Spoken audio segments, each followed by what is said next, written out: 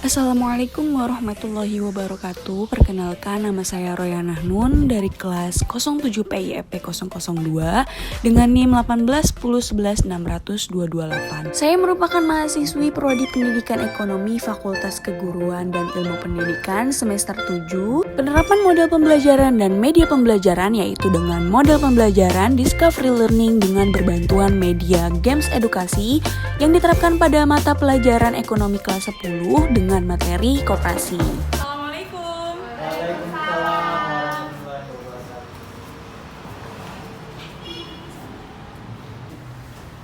Anak-anak, bagaimana kabarnya hari ini? Baik, Bu. Alhamdulillah. Ini kita di masa pandemi, segala bentuk prokes harus digunakan. Terutama Trisna, belum dipakai maskernya, tolong dipakai dulu ya. Saya juga mohon izin mau buka masker karena kalau misalnya saya pakai masker jadi penerangannya kan kurang jelas ya. Hari ini ada yang nggak masuk? Apa masuk semua ya berarti ya? Alhamdulillah. Sementara ibu absen dulu. Nanti setelah absen kita akan memulai kegiatan pembelajaran. Yang pertama, Alma Maulidina. Hadir, Bu. Fahrin Dwi Rahma. Hadir, Bu. Ifda Fitrianti Hamada. Hadir. Krisna Veronica. Hadir, Bu. Alhamdulillah hadir semua. Ya, sebelum kita melakukan kegiatan pembelajaran, untuk ketua kelasnya dimohon untuk memulai pembelajaran dengan membaca doa. Silakan. Bu. Baik, sebelum kita mulai pembelajaran pada hari ini, alangkah baiknya kita berdoa masing-masing. Berdoa dimulai. Berdoa selesai. Sudah, Bu. Baik, alhamdulillah kita sudah baca doa bersama. Sebelum memasuki materi hari ini, Ibu mau kasih tahu, hari ini kita akan mempelajari materi koperasi. Tapi sebelumnya Ibu mau tanya dulu, kira-kira dari teman-teman semua di sini, anak-anak semua di sini, ada yang masih ingat nggak materi sebelumnya itu kita mempelajari apa? Baik, Ida silakan. Sebelumnya, minggu kemarin kita mempelajari peran pelaku ekonomi, Bu. Oh, peran pelaku ekonomi. Baik, betul. Kita sudah mendengar tadi penjelasan dari Ida mengenai peran pelaku ekonomi, dan selanjutnya ada yang bisa menjelaskan atau mungkin memberikan contoh dari peran pelaku ekonomi itu. Saya, Bu. Baik, Alma, maaf. Iya, Silakan. peran pelaku kegiatan ekonomi itu ada 4, Bu. Yang pertama ada rumah tangga konsumen, yang kedua ada rumah tangga produsen, yang ketiga ada rumah tangga pemerintah, dan yang terakhir itu ada rumah tangga luar negeri, Bu. Ya, cukup, Bu, itu aja. Oh, baik, betul. Itu ada 4 dari peran pelaku ekonomi. Mungkin dari peran pelaku ekonomi ada yang bisa memberikan contoh seperti apa? Salah satu aja nggak apa-apa. Ya, Bu. Baik, Krisna. Contoh dari rumah tangga produsen, Bu, Iya. itu kayak bisnis yang memproduksi produknya sendiri gitu. Jadi dia itu sebagai produsen, Bu. Oh, baik. Jadi supplier ya, Bu. Oh, bisa itu jadi supplier seperti itu. Mungkin kalau misalnya kalian biasa berbelanja online seperti itu kan ada yang namanya konveksi ya. Konveksi itu biasanya bergerak dalam bentuk apapun, dalam barang apapun. Nah, itu ada yang menjadi supplier, distributor ataupun menjadi resellernya seperti itu. Baik, kita langsung masuk aja ke materi selanjutnya, yaitu tentang koperasi. Jadi koperasi ini merupakan suatu wadah yang dilakukan oleh pemerintah atau badan-badan usaha lainnya yang bergerak untuk membantu masyarakat, membantu mensejahterakan perekonomian masyarakatnya. Nah, dari pengertian yang sudah saya jelaskan tadi, dari anak-anak semua di sini, ada yang tahu gak sih koperasi itu biasanya dia bergeraknya di mana gitu? Maksudnya biasanya penempatannya di mana aja gitu? Ya, sudah.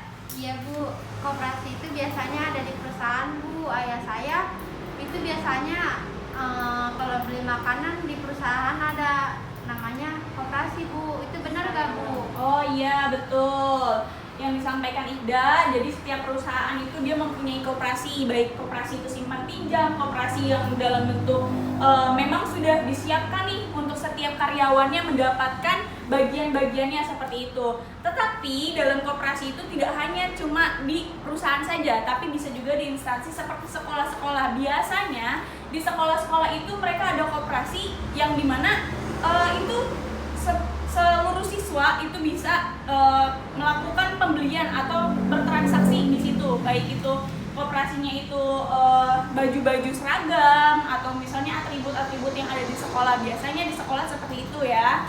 Yang tadi Ida sudah sampaikan itu sudah benar gitu. Baik, dari penjelasan tadi itu juga saya sebagai guru hari ini akan memberikan tujuan pembelajaran hari ini gitu. Jadi tujuannya kita mempelajari koperasi itu untuk mengetahui bagaimana perekonomian di Indonesia atau di masyarakat dapat disejahterakan juga gitu. Kurang lebih seperti itu. Maka dari itu lanjut aja ya ke materi selanjutnya.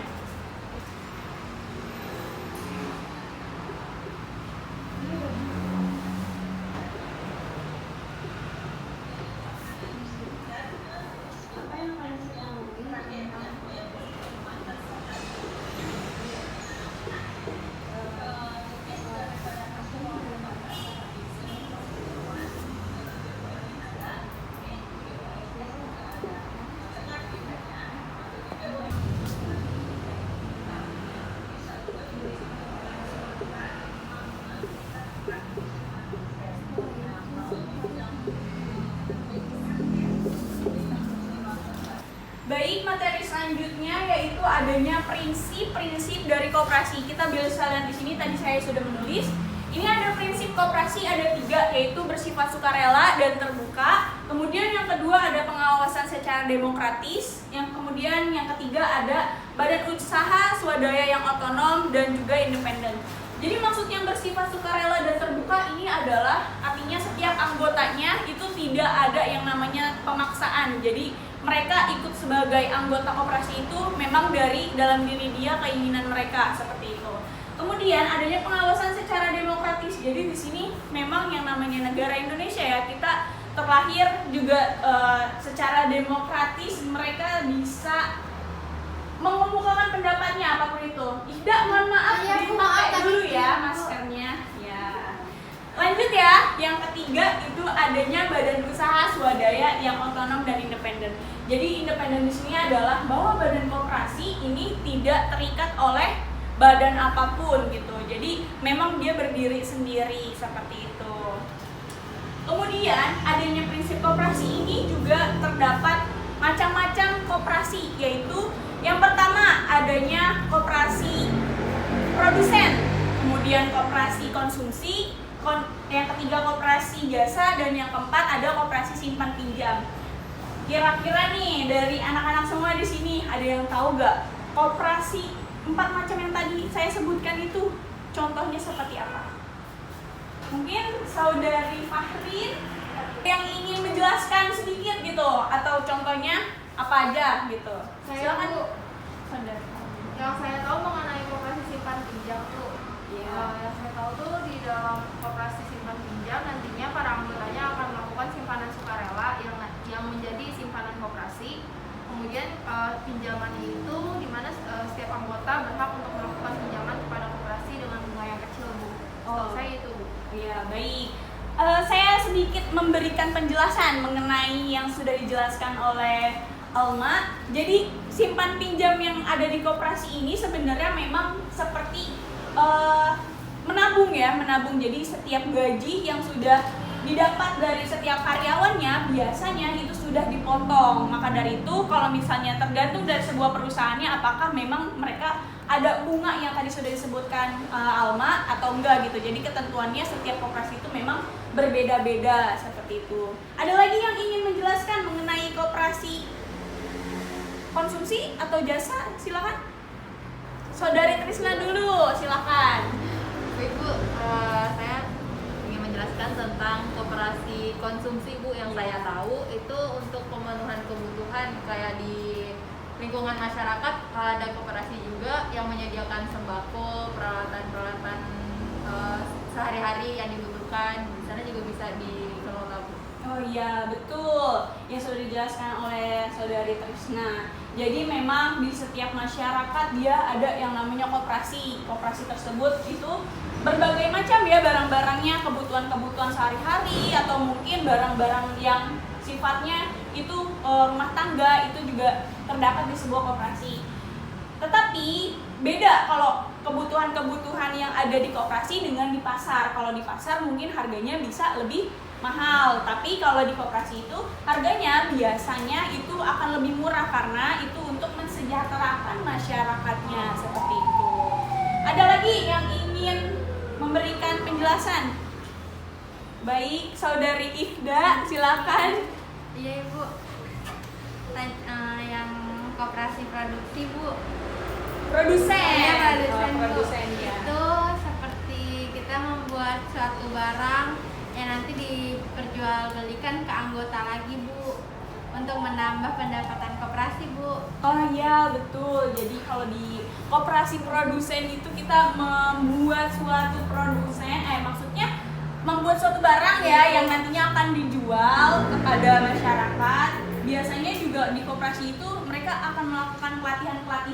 Pelatihan itu yang nantinya menjadi modal, karena sebuah koperasi nggak mungkin dia sekedar kayak menyediakan tapi tidak adanya modal, seperti itu kan. Pasti dia juga membutuhkan modal, maka dari itu mereka melakukan pelatihan mungkin dengan mengembangkan UMKM yang ada di masyarakat, seperti itu.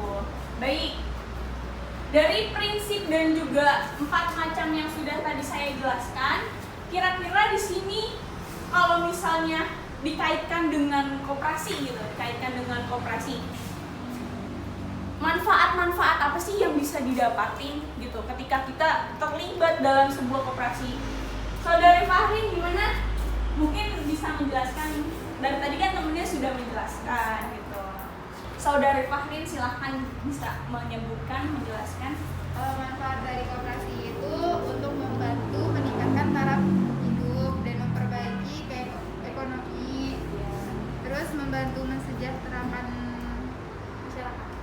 Baik, yang sudah dijelaskan sama Fahrin tadi itu sudah mencakup secara keseluruhan yang tadi sudah dijelaskan tujuan pembelajaran juga. Jadi memang kalau misalnya kita ada di lingkupan masyarakat yang ada koperasinya itu cukup bermanfaat buat kita, apalagi yang sudah berumah tangga, karena bisa memenuhi kebutuhan-kebutuhan sehari-hari, seperti itu. Baik, selanjutnya kita akan melakukan diskusi perorangan dengan teknisnya. Jadi saya punya 2 soal yang nantinya itu akan diputar dengan teman-teman semuanya dan juga menyanyikan lagu Cicak-Cicak di Dinding. Jadi nanti akan ada 2 orang yang maju untuk mempresentasikan dan aku akan kasih waktu 5 menit untuk mencari jawabannya, seperti itu. Baik, dimulai dari Risma. Ya, satu dulu, nanti kan ngacak gitu ya. 1, cicak-cicak ya, jangan lupa nyanyi. 1, 2, 3. Cicak-cicak di dinding, diam-diam merayap, datang seekor nyamuk. Baik. Berarti sudah ya, sudah terlihat ada 2 orang yang akan mempresentasikan. Dibuka dulu. Itu ada soalnya. Ada door prize. Oke, jelaskan tujuan koperasi di sekolah. Disebutkan, Trisna, soalnya Pak. Soalnya jelaskan tujuan koperasi di sekolah. Baik, Fahrin. Jelaskan upaya koperasi apabila belum adanya modal. Baik, dari soal tadi Ibu kasih waktu 5 menit untuk kalian bisa jawab dan juga mempersiapkan untuk dipresentasikan ke depan. Silakan dimulai dari sekarang. Baik, tadi kita sudah melakukan permainan untuk mendapatkan soal dan dijelaskan ke depan. Jadi untuk Krisna dan Fahri silahkan ke depan dan mempresentasikan jawaban yang sudah didapat tadi. Silakan maju. Di sini.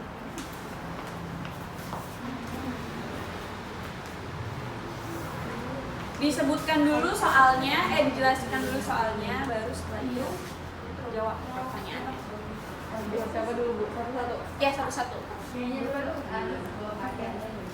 Pertanyaannya, jelaskan upaya koperasi apabila belum adanya modal. Jadi apabila sebuah koperasi tidak ada modal, maka tidak akan berjalan dengan baik. Untuk itu adanya saran untuk upaya mendapatkan modal, yaitu dengan cara menarik investor agar mendapatkan modal. Cukup? Ya. Baik, silakan lanjut. Oke, Krisna. baik. Pertanyaannya tujuan koperasi di sekolah. Saya akan coba menjawab. Tujuan koperasi di sekolah itu yang pertama mensejahterakan anggotanya. Yang kedua yaitu untuk membangun karakter, memenuhi kebutuhan anggotanya. Dan yang ketiga itu mengembangkan rasa tanggung jawab, disiplin, dan setiap kawan serta demokratis siswa dalam menjalankan koperasi di sekolah. Baik, terima kasih buat saudari Farin dan Trisna. Ini ada sedikit bingkisan buat kalian karena kalian sudah berani menjawab pertanyaan tersebut. Silakan duduk kembali. Ya, tepuk tangan dulu dong. Ya, baik, sudah teman. Kita tadi sudah mendengarkan tadi penjelasan dari Farin dan saya salah mulu, Farin dan Trisna. Gitu. Saya ingatnya Trisna mulu karena di depan saya cantiknya bikin saya ketar-ketir gitu ya kan. Iya, Bu. Nah, jadi materi hari ini kita tentang koperasi. Jadi koperasi itu merupakan badan usaha yang mana itu dapat mensejahterakan masyarakatnya. Kemudian dari koperasi tersebut itu banyak memberikan manfaat baik dari anggotanya ataupun memberikan manfaat bagi masyarakatnya. Dan juga adanya prinsip-prinsip koperasi yaitu bersifat sukarela dan terbuka, kemudian yang demokratis dan juga bersifat independen. Jangan lupa kalian juga harus bisa menjelaskan apa sih koperasi itu. Silakan dia mau menyimpulkan. Saya Bu. Silakan. Jadi dari pembelajaran hari ini saya jadi mengerti bahwa koperasi tidak hanya akan mensejahterakan anggotanya saja, tapi juga akan membantu meningkatkan perekonomian masyarakat juga, Bu. Baik, betul. Yang tadi sudah disimpulkan oleh Alma. Jadi memang yang tadi sudah saya jelaskan juga, kita sudah mempelajari mengenai koperasi dan juga kita sudah saling berdiskusi apa sih itu koperasi dan sebagainya. Maka dari itu kita jangan pernah takut untuk bisa menjadi keanggotaan di koperasi. Kemungkinan besar nanti kita juga akan membawa dampak baik bagi masyarakat. Sosialisasi dan edukasi mengenai koperasi itu juga akan berdampak pada kebutuhan kita sehari-hari apabila kita ingin mendapatkan seperti misalnya beras atau barang-barang lain dan sebagainya, itu kita bisa dapatkan di sebuah koperasi. Baik, mungkin itu saja pertemuan hari ini mengenai materi koperasi. Insya Allah nanti kita akan ketemu lagi di pertemuan selanjutnya. Tetap jaga prokes dan juga jaga kesehatan karena di masa pandemi ini kita semua harus bisa sama-sama saling menjaga dan jangan lupa semangat belajarnya jangan sampai turun, luntur dan sebagainya. Oke? Kurang lebihnya mohon maaf. Wassalamualaikum warahmatullahi wabarakatuh. Waalaikumsalam warahmatullahi wabarakatuh. Baik, terima kasih ya anak-anak. Jadi nanti kita akan mempelajari materi mengenai bank dan lembaga keuangan ya minggu depan. Baik, Bu. Iya, Terima kasih, Bu. Oke, sampai jumpa di minggu depan.